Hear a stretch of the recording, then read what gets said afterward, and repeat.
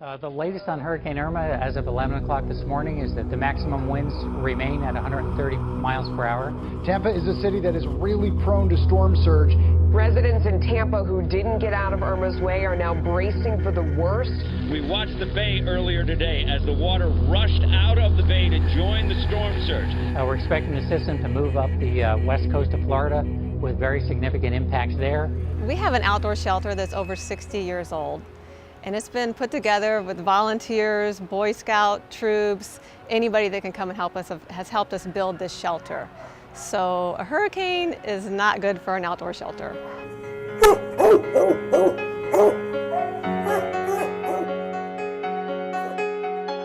First started seeing the storm form, and we just kind of, briefly said, hey, do you know about the storm? Just making sure everybody had it on their own internal radar. And then you start thinking mentally, if it starts coming this way, what do you do when?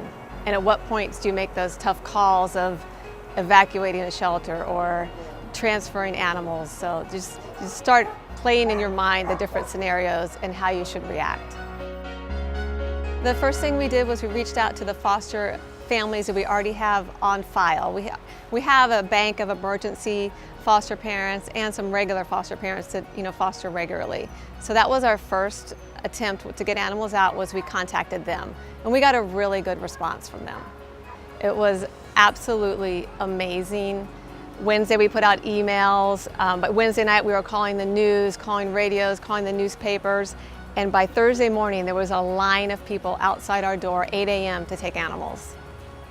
The response from this community was heartwarming, it was overwhelming, and I'll cry just thinking about it, but when we saw the last animal leave our facility at 11:30 on Thursday, everybody cheered, and a lot of staff broke down into tears.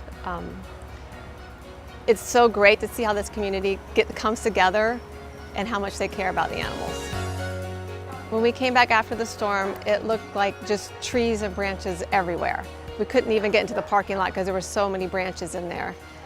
Employees were coming back in, and what didn't amaze me, because this is how they are, they just started hauling trees and getting everything out. The cat isolation room was filled with water from all the holes in the roof. The dog kennels, we had some damage where we can't use the behavior kennels. Just started digging through all the dirbus and the rubbish, trying to get our way into the shelter, and gradually we saw more and more things that had happened. The damage from the storm is going to cost us about $22,000. I can't even put in words how proud I am of the staff. I am so honored to work with such a dedicated team.